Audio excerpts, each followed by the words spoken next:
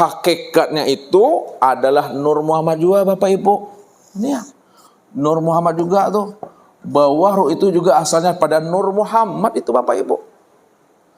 Kalaulah tubuh yang zahir dengan tubuh yang batin, yaitu ruh, asalnya adalah Nur Muhammad, berarti Bapak Ibu, zahir batinnya diri Bapak Ibu, itu yang disebut namanya Nur Muhammad.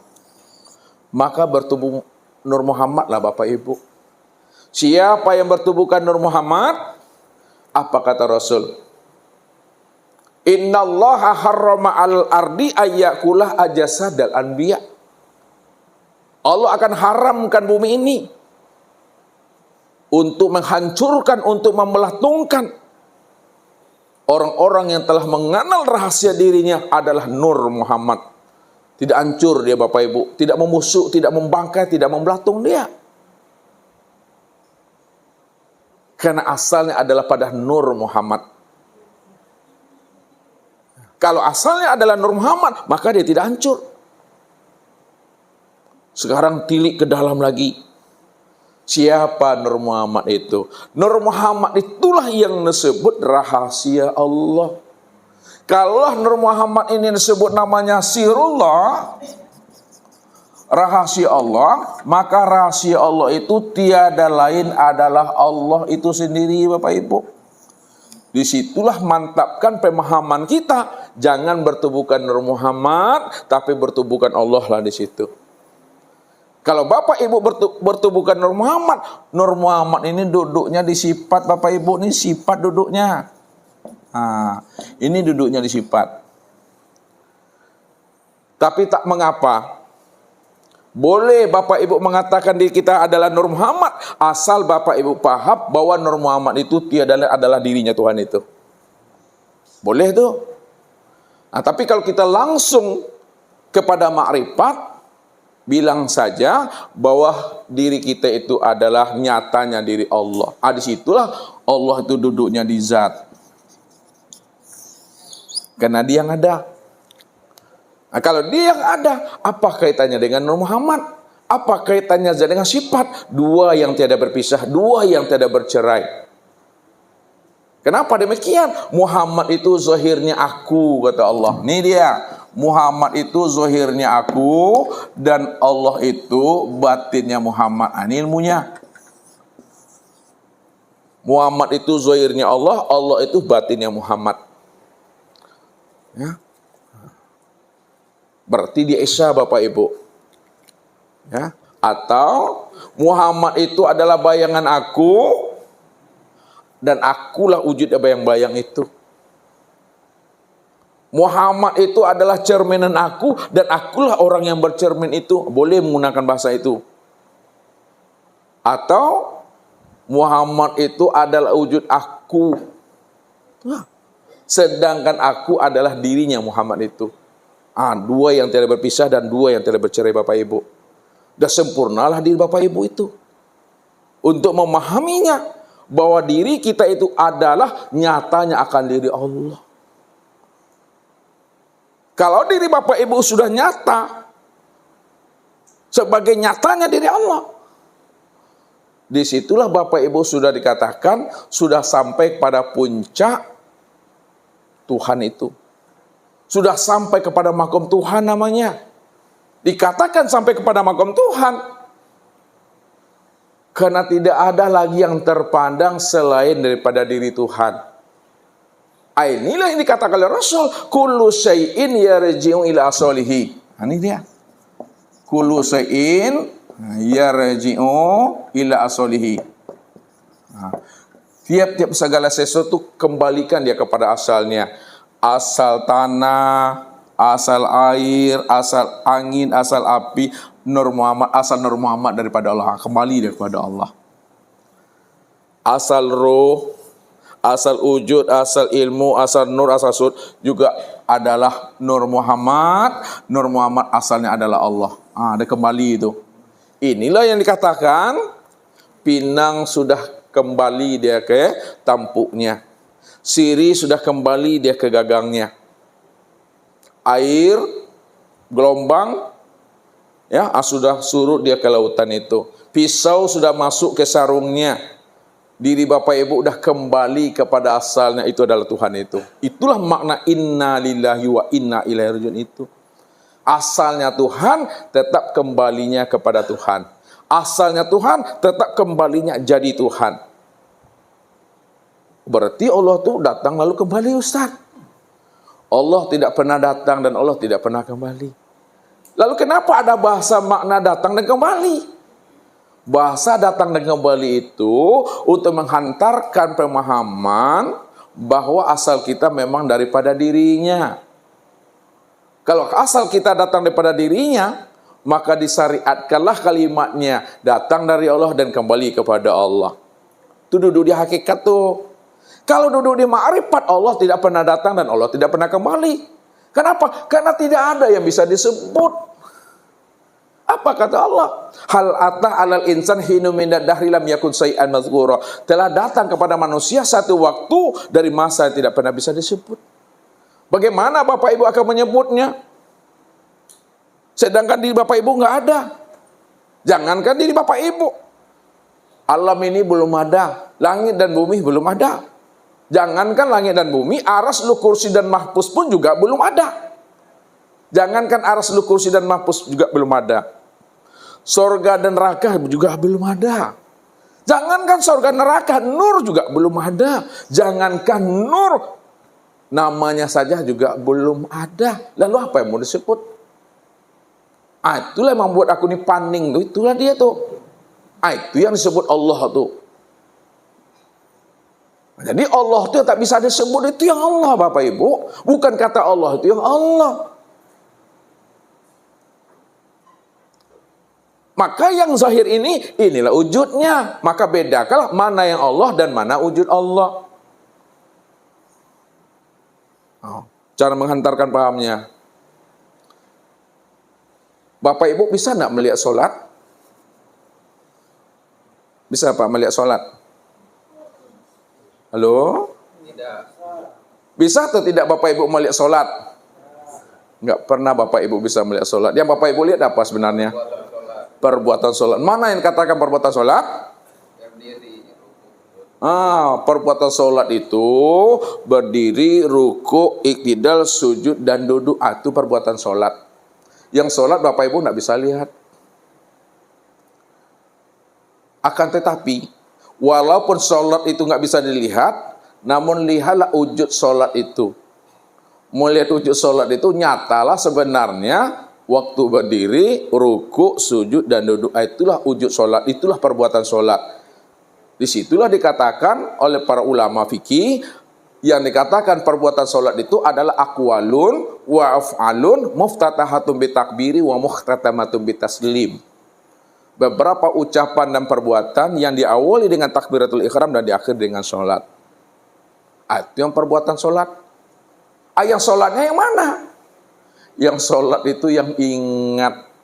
Maka siapa sholatnya tidak ingat, siapa sholatnya tidak sadar, maka baru sebatas mengerjakan perbuatan sholat.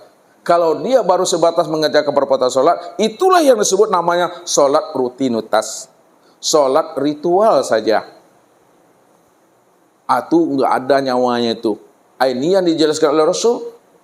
Sayati zamanun ala umati yusalluna wala yusallun.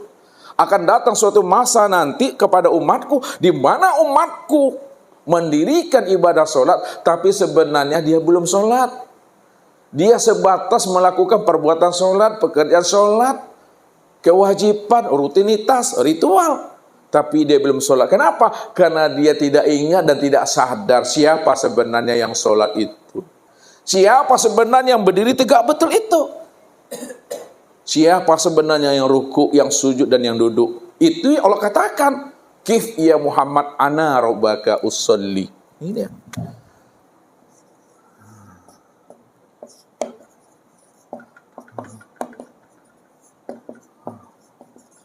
Kif ya Muhammad. Berhentilah engkau yang Muhammad yang mengatakan engkau yang sholat, yang berdiri, ruku, itidal, dan sujud. Ana rabbaka usolli. Akulah Rabbmu yang sholat itu. Itu yang baru dikatakan. Kalau tidak, apa kata Rasul? Ada dua orang di antara umatku, Sama-sama mendirikan ibadah sholat. Cara berdirinya sama, cara rukunya sama, cara sujud dan duduknya tidak berbeda. Akan tetapi, kualitas sholat mereka di antara mereka berdua bagaikan langit dengan bumi. Sholatnya sama berdirinya, rukuknya sama, sujud dan duduknya nggak berbeda, persis sama. Namun kualitas sholat mereka berdua bagaikan langit dengan bumi, nggak bertemu Bapak Ibu. Maknanya ada yang sholatnya tuh ingat dan sadar. Ada juga yang sholat tadi, sholatnya tidak ingat dan tidak sadar.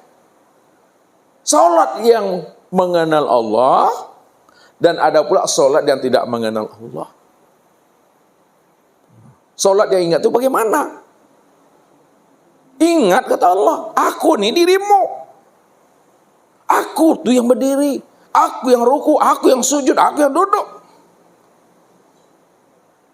Itulah yang disebut namanya tumaknina itu Bapak Ibu. Makanya Nabi bilang, seburuk-buruknya orang pencuri Bapak Ibu adalah orang yang mencuri di dalam sholat. Lalu sahabat bertanya, apa mungkin ya Rasul orang mencuri dalam sholat? Kalau ada orang mencuri dalam sholat ya Rasulullah, bagaimana orang yang mencuri dalam sholat itu ya Rasul? Kalau memang ada. Orang yang mencuri dalam sholat itu kata Rasul adalah orang yang sholat tidak ada tumakninanya. Tumaknina itu ada secara fikih, ada secara tauhidnya. Kalau tumaknina secara ilmu fikih apa Bapak Ibu? Apa? Ya berhenti sejenak, sekedar membaca lapas doa, tenang, menikmati, atau tumaknina itu. Tapi tumaknina secara makna hakikat akan berbeda tumaknina secara ilmu syariatnya. Makna tumaknina yang dikatakan oleh Rasul yang sebenarnya itu adalah apabila seseorang itu masih mengatakan dirinya yang berdiri tegak betul, dirinya yang sholat itu belum ada tumakninanya tuh. Kalau dia mengatakan dia yang rukuk, belum ada tumakninanya. Kalau dia yang mengatakan yang sujud dan duduk, belum ada tumakninanya. Inilah pesan Nabi.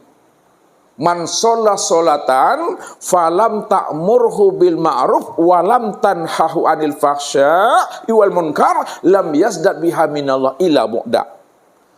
Siapa yang mendirikan sholat, baik yang wajib maupun yang sunnahnya, tapi sholat yang dia dirikan itu tidak mampu menyuruh dia kepada yang ma'ruf, tidak mampu pula mencegah dirinya kepada perbuatan keji dan mungkar, lam yazdad biha minallah. Sholatnya itu tidak akan pernah bisa mendekatkan dirinya dengan Tuhan. Bahkan sholat yang dia dirikan itu semakin jauh daripada Allah. Apa sebabnya? Karena dia merampok di dalam sholatnya.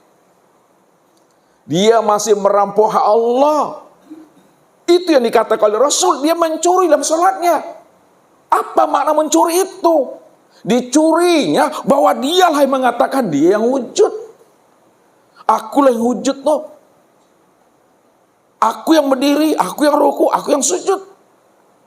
Ketika dia merasa dia yang berdiri, yang ruku, sujud dan duduk, dia merasa yang melihat, mendengar, berkata, itulah orang yang merampok hak Allah itu. Maka sholatnya tidak bisa mencegah perbuatan keji dan mungkar. Inilah pesan Nabi. Kamin qaimin hazumin sholati at-tabu wan nasab. Berapa banyak orang yang mengerjakan sholat, tapi dia tidak mendapatkan apa-apa daripada sholatnya, melainkan at-ta'abu wan nasab. Hanya rasa capek, panik, letisenya Bapak Ibu. Walaupun tubuh kita ini udah reok, udah usang, udah lapuk diri kita ini kena rajin sholat, tapi kita masih merampok hak Allah dalam sholat, maka sholat kita itu tidak memberi hikmah dan faedah. Inilah orang yang takicu di nantarang namanya. Kata Allah, wahum yahsabuna annahum yuhsinuna sun'a. Mereka mengira dan menyangka bahwa dia telah melakukan sholat yang terbaik, padahal mereka tidak sadar, kata Allah, dia sudah tertipu dengan diri dan amalnya sendiri. Dia merasa diri yang sholat. Inilah sebenarnya orang yang fawailul lil musallin. Neraka huillah bagi orang yang sholat. Orang yang merasa dirinya lah yang mendirikan sholat itu. Apakah makna ayat itu? Yang sebenarnya. Makna yang sebenarnya itu Bapak Ibu. Kita dikatakan tidak lagi neraka huil. Kalau kita tidak lagi merasa kitanya yang mendirikan sholat. Jadi ilmunya yang mudah ditangkap, supaya tidak salah, tetap sholat, tapi jangan Bapak Ibu merasa diri Bapak Ibu yang sholat. Nah, ini Allah katakan, wa an ya'buduni hadza siratal mustaqim, kif ya Muhammad ana rabbaka usolli.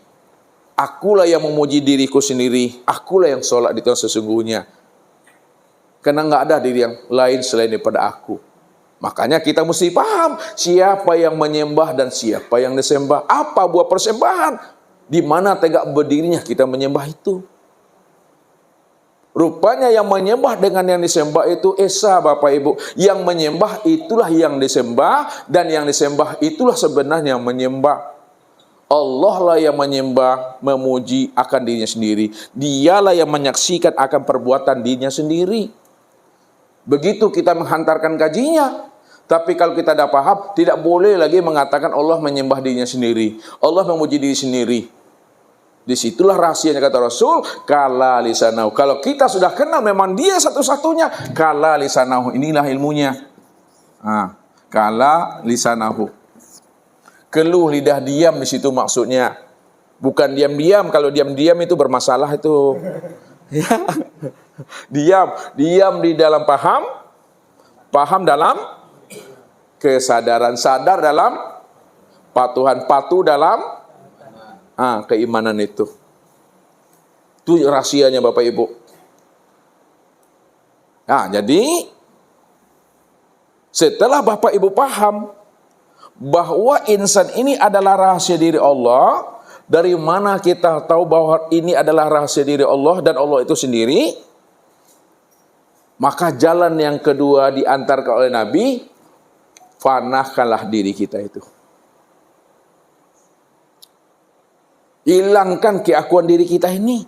Matikan diri kita. Yang ada hanya diri Allah saja. Bagaimana kita memfanakan diri? Padahal diri Bapak Ibu nggak pernah ada. Kan gitu kajinya tadi itu. Kita fanakan diri kita karena kita belum kenal. Tapi setelah kita kenal bahwa diri kita tidak ada, maka tidak ada bahasa fana. Ya, saya ulang lagi nih, ini agak tinggi channel dikit nih. Kita fanakan diri kita karena kita belum kenal siapa diri kita yang sebenarnya. Tapi setelah kita kenal diri kita memang tidak ada sejak dahulunya, sekarang dan yang akan datang, tidak ada bahasa fana itu. Bagaimana kita memfanakan diri yang nggak pernah ada? Bisa Bapak Ibu memfanakan diri padahal diri Bapak Ibu tidak pernah ada? Nggak bisa Bapak Ibu. Maka Allah itulah yang kekal tiada fana. Lihat tuh, Allah itu kekal tiada fana. Dia yang ada, dia yang wujud, awal, akhir, zahir dan batin dia tuh. Tidak ada awalnya, tidak ada akhirnya. Itu yang disebut namanya kekal tiada fana, kekal tidak hancur. Tuh rahasianya. Maka setelah kita paham, ya, bahwa diri kita ini siapa, maka disitulah kita benar-benar mampu melihat dan menyaksikan memang Allah lah yang wujud yang nyata pada diri ini. Inilah kuncinya dikatakan oleh Rasul, arafun nas man arafu li nafsi. Siapa yang mengenal dirinya, maka dialah sebenar-benarnya orang yang marifat itu. Kesempurnaan marifat adalah orang yang mengenal dirinya itu. Lalu siapa diri kita ini Bapak Ibu? Kalau jalan nur, udah paham kita. Kalau jalan kita memahami diri kita yang mana, dibuka lagi selapis lagi. Yang diri Bapak Ibu itu, nih jalannya sama Bapak Ibu. Yang diri Bapak Ibu itu yang hayat, ini dia hayat. Sampai juga nanti pada nur itu. Mana yang hayat itu, yang hidup tuh, hati yang ruh. Siapa ruh tuh? Hati yang Nur Muhammad tuh. Siapa Nur Muhammad itu? Hati yang Allah itu sebenarnya. Sama juga tuh Bapak Ibu. Mematikan diri itu juga jalannya. Mana yang dimatikan itu? Matikan wujud kita. Jangan kita merasa wujud, nyatalah wujud Allah. Matikanlah sifat kita, maka nyatalah sifat Allah di situ. Semuanya itu kembali dia kepada min nafsi wahidah. Allah itu yang sebenar-benarnya Bapak Ibu. Inilah rahasianya. Setelah kita mengenalkan Tuhan, rupanya diri kita tidak pernah ada. Dialah yang berdiri menyaksikan akan wujud dirinya sendiri yang disebut namanya Muhammad, nyata wujudnya secara sempurna, dikatakan insan Bapak Ibu. Barulah berjumpa al-insanu siri wa siri sifati wa sifati la ghairi. Insan itu ada rahasiaku ada sifatku, sifatku tiada lain adalah aku. Al-insanu siri wa nasirahu, insan itu rahasiaku dan akulah rahasia yang sebenarnya. Al-insanu nafsi wa ana nafsahu, insan itu diriku dan akulah wujud insan itu yang sesungguhnya. Maka inilah yang ungkapkan oleh Allah tuh. Khalaqal insan ala suratir rahman wa khalaqa adam ka suratihi. Dijadikan insan itu, itulah kesempurnaan memandang rupanya Ar-Rahman. Siapa Ar-Rahman itu? Allah. Wa khalaqa Adam ka suratihi, dan dijadikan Adam itu juga kesempurnaan memandang akan rupanya Allah itu yang sesungguhnya. Itu aja yang dipegang lagi Bapak Ibu. Jangan ragu lagi Bapak Ibu itu siapa di Bapak Ibu. Namun tak boleh disebut-sebut lagi. Rahasiakanlah diri Allah itu pada diri masing-masing. Kalau kita sudah kenal Allah, memang Allah itu sudah nyata sempurna pada insan, secara zahir tak boleh kita mengatakan aku ni Allah, tak boleh. Tapi secara i'tiqad, hakikat boleh atau tidak? Boleh. Aku inilah nyatanya Allah itu. Tapi ketika kita mengutarakan itu, ada selapis lagi pemahamannya. Jangan pula kita merasa Allah di situ. Jangan pula kita menjadi Allah di sana. Jangan. Jadi kalimat yang kita antarkan tadi bukanlah mengatakan kita ini mengaku Allah apalagi jadi Allah. Kalau kita bukan mengatakan kita ini jadi Allah atau ngaku Allah, lalu apa kalimatnya aku ini Allah tadi? Kalimat aku Allah itu pahami hanya untuk memberikan pemahaman dan penjelasan Allah sajalah yang wujud dan yang ada Bapak Ibu. Maka tidak salah sebenarnya Siti Jenar mengatakan manunggalan kaulu Gusti itu. Abu Mansur Ahalat mengatakan namanya hulul anallah anal haq itu. Ibnu Arabi mengatakan wadul wujud, enggak pernah salah. Yang salah itu orang yang memahaminya karena tidak mampu dia memahami yang tersirat dari apa yang diutarakannya itu. Disitulah para ulama kasab menjelaskan. Supaya kita tidak berburuk sangka terhadap apa yang disampaikannya, maka tangkap makna yang tersirat di balik apa yang diutarakannya. Ma yakhruju baina syafatain ilal isyarati wal iktibar. Apa yang keluar dari dua bibir ini menunjukkan suatu isyarat dan iktibar saja. Pahamilah makna yang tersirat di balik kata yang tersurat itu. Itu memahaminya. Rupanya Bapak Ibu, hulul, itihad, wahdatul wujud, manunggal kaulu Gusti sebenarnya metode untuk memberikan pemahaman bahwa Allah saja yang esa, yang murni semata-mata, tidak ada lain pada itu. Lalu yang Ustadz bawa ini yang mana ini? Apakah lul, ittihad, wahdatul wujud, atau namanya manunggal kaulu Gusti? Ustadz kita tidak memakai kalimat dan bahasa itu Bapak Ibu. Kalau Bapak Ibu katakan itu, salah kita nanti. Karena kalimat itu, paham itu sudah disesatkan orang sebelumnya. Karena orang tak sampai, karena tingginya pemahaman tadi, dibilangnya itu sesat. Inilah yang dipesan oleh Nabi. Man kasura ilmu qala inkaru. Siapa yang telah mendapatkan ilmu laduni, wawasanya dalam Allah yang antarkan ilmu itu kepada dirinya, sedikit kemungkinan bagi dirinya untuk membantah, menolak. Dan bahkan tidak ada membantah dan menolaknya. Tapi sebaliknya kata Rasul, man qala ilmu kasurat tiraduhu. Siapa yang ilmunya sedikit, picik ilmunya, dia tidak mendapatkan ilmu laduni, dialah yang paling getol Yang paling nyinyirnya menyalah-nyalakan orang, ini kafir, ini sesat, neraka katanya. Padahal amalnya saja belum tentu diterima. Ya, dia saja belum tentu masuk surga, ada bilang pula orang neraka itu. Nah, dia mesti pahami. Jadi jangan Bapak Ibu takut ya kalau kita ini disesat-sesatkan orang. Tapi kalau Allah yang menyesatkan Bapak Ibu bahwa kita ini sesat, takutlah kita itu. Kalau orang yang mengatakan kita sesat, jangan takut, karena neraka bukan punya dia, surga pun bukan punya dia. Makanya kata yang zahir keluar dari mulutnya tidak akan pernah bisa merubah kebenaran dan keyakinan yang ada di dalam dada ini. Itu mesti dipahami itu. Ini yang Ustaz ajarkan, namanya tawajuh tadi. Siapa di Bapak Ibu ini yang sebenarnya? Siapa yang Adam itu? Jadi kita langsung Allah ajari kita. Ini yang disebut namanya ilmu laduni. Ini yang zauq. Kalau hanya sebatas membaca buku, membaca kitab, tapi tidak mampu dia mengambil hikmah yang terdalam dari apa yang dia bacanya, itu bahasa Ustadz Bapak Ibu, itu berenang di kulit air namanya itu. Tahu berenang di kulit air? Nih, pulau, ini lautan. Dia mampu menyeberang nih, berenang dari pulau ke pulau, balik lagi, bisa dia menyeberang. Tapi dia tidak mampu mengambil mutiara yang ada di dalam lautnya. Maksudnya, dia khatamkan kitab A, kitab B, sampailah Z kitabnya. Ya, syariat, tarikat, hakikat, ma'rifat, hakikat, tarikat, syariat. Tapi dia tidak mampu menemui Tuhan yang dia sebut itu yang mana. Hanya sekedar mengucap, hanya sekedar menghantarkan kalimat, tapi dia sendiri tidak sadar, tidak paham apa sebenarnya yang dimaksudkan itu. Allah kan wujud, Allah nyata, Allah segala-galanya Allah. Tapi yang mana Allah tuh? Oh, enggak boleh disebut-sebut lagi. Ini buang badan namanya. Padahal al-ismu wal musamma wahid. Setiap nama pasti ada orangnya. Disebut namanya Mik. Ini ke orangnya Bapak Ibu?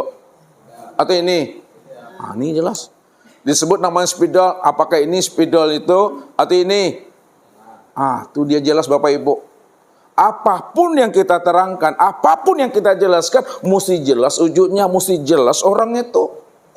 Disebut Allah, apakah kata Allah itu yang Allah atau mana yang Allah itu? Yang mana Bapak Ibu?